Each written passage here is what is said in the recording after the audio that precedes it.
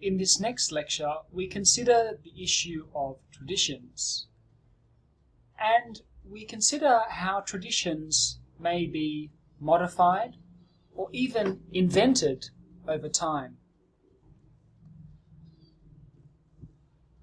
One historian from England, Professor Eric Hobsbawm, who was a British professor of economic and social history, published an influential book in 1983 titled The Invention of Tradition. And if you look in the readings folder on Moodle, I've uploaded the introductory chapter there if you want some further reading.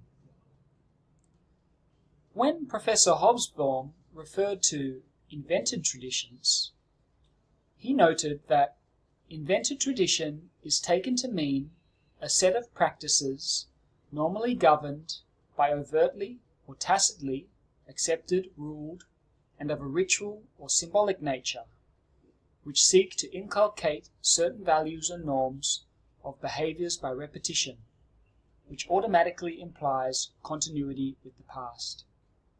In fact, where possible, they normally attempt to establish continuity with a suitable historic past. Take a minute to consider this quote. We can see similarities in this definition with our previous lecture's definitions of tradition, referring to certain values or norms and behaviors, which are continued over a long period of time. However, by referring to invented traditions, Professor Hobsbawm is suggesting that some values or norms or behaviors may actually be created or invented, and stories that connect them with the past might be used as a way of justifying these new traditions. For this reason, he writes, one must be aware of making the further assumptions. Firstly, that older forms of community and authority structure, and consequently the traditions associated with them, were unadaptable and became rapidly unviable. And secondly, that new traditions simply resulted from the inability to use or adapt old ones. What does this quote mean to you? For myself, this harks back to one of the key lessons I mentioned in the beginning of this course, which is that when we consider pre-colonial Polynesia, we must not consider that these societies were unchanging or unadapting. Rather, these societies, their peoples, and their practices were constantly moving and changing and fluid. If we make this assumption that Pacific Islanders and Polynesians were always changing and acting and responding to their circumstances, we are challenging European assumptions that Pacific Islanders or Polynesians were static, unchanging, stuck in the past. And this has been a persistent assumption by European historians since early explorers arrived in the Pacific. Similarly, we need to be careful when we look at traditions and oral traditions, and not assume that these practices were unchanging throughout the past. In actual fact, many of these traditional practices may have evolved or changed over time. And the oral traditions or the stories about what happened in the past may also have changed over time, as different people have told the stories in different ways. The example that Eric Hobsbawm gives refers to Scotland and the tartans that particular Scottish clans used in the 19th century. If you're not sure what a tartan is, you can see a small image in the top right of your screen. And you can see that these distinctive patterns of material distinguished particular Scottish clans. Although when we think of Scottish men today wearing their kilts made of these tartan materials, we might think of this as an age-old tradition in Scotland. Professor Hobsbawm suggests that these tartans were actually invented traditions that might have emerged around the 19th century or the 1800s, so they may not necessarily be as old as we think. Can you think of any specific examples of things that we regard as traditional, events or practices which we consider to have happened in the past, but which may have actually been more recent inventions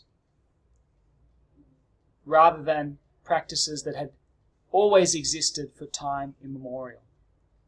Take a few seconds, pause the video, and can you think of an invented tradition from your own Pacific society? Let's take this time to consider an example from Fiji, which I am familiar with since this is where I am based at the University of the South Pacific. Today we refer to the Fiji Islands by this name, but in the pre-colonial period, Fiji may have been referred to as Viti or Fiti by other neighbouring tribes and villages and islands. When we refer to Fijians in the pre-colonial past, we refer to them as Itauke, the first settlers or the first indigenous inhabitants of the islands of Fiji.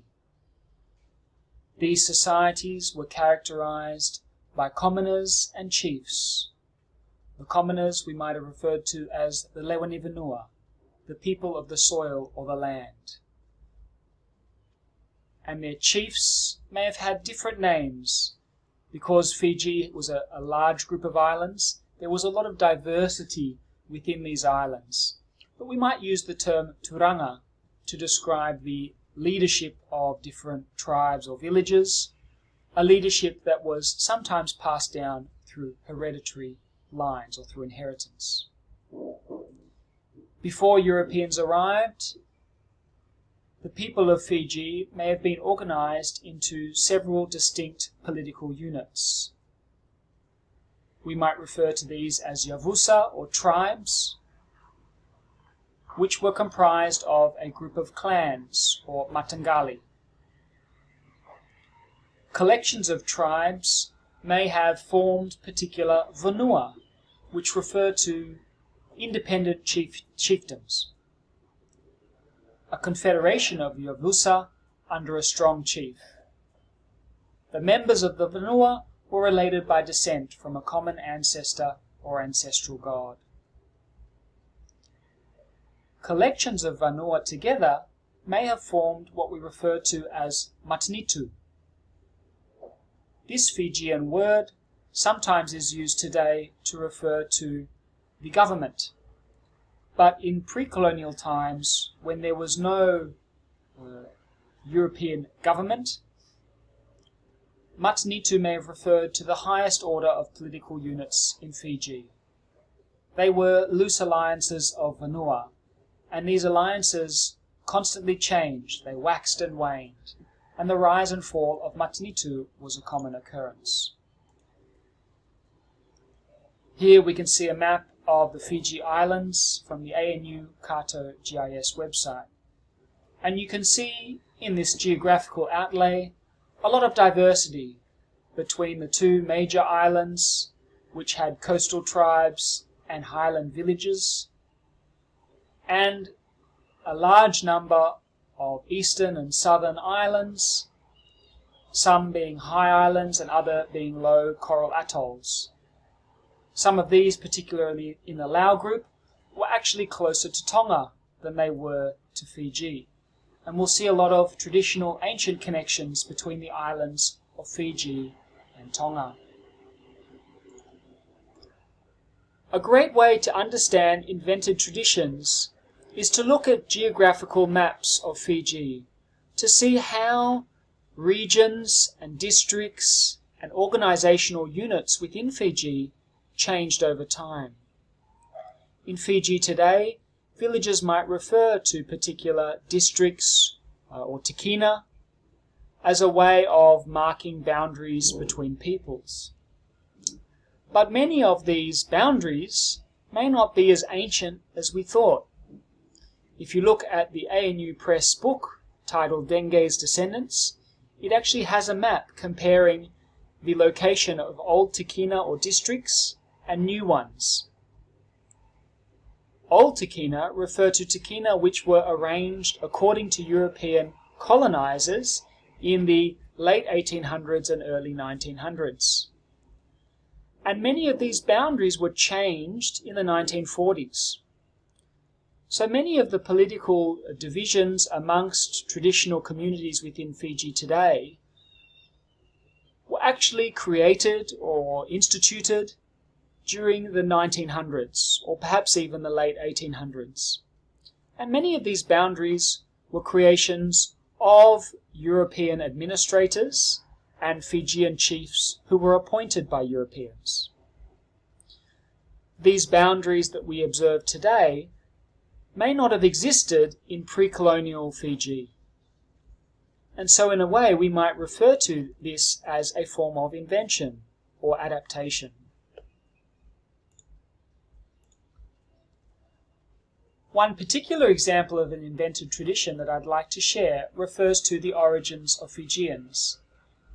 And this is described in the book Denge's Descendants. Denge is the name of a serpent spirit who is attributed as one of the founding spirits within Fiji's myth or folklore.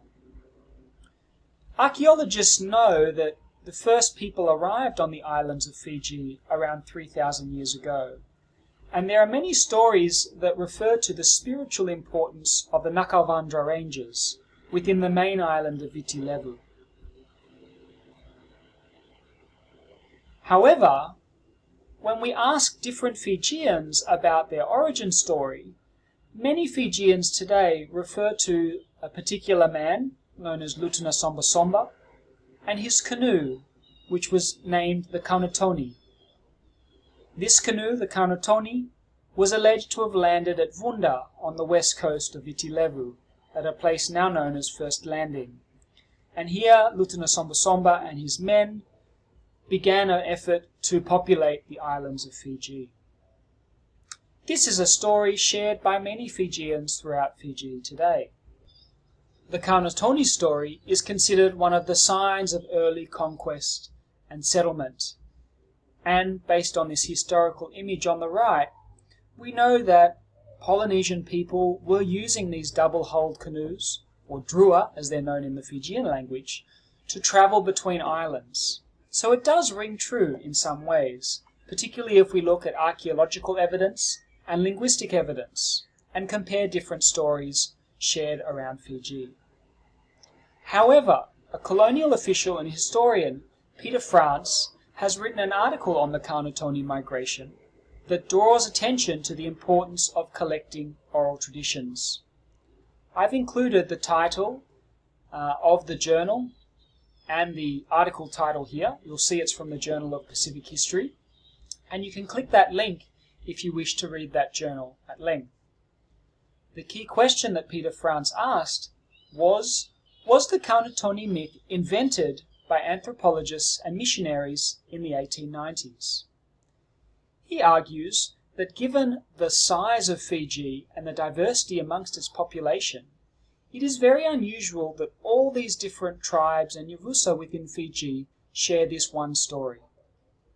He argues that in the 1890s, missionaries and anthropologists who travelled around Fiji recorded stories in their efforts to find a single origin story for Fiji. This particular one of Lutuna Somba Somba and the Kaunatoni myth was documented and published in a government Fijian language newspaper known as Namata. And Peter France argues it was this publication that shared and popularized the myth so that it became accepted as tradition. He argues that other Pacific societies around Fiji actually had different stories about the origins of their people. So this is a great example of a possible invented tradition in Fiji.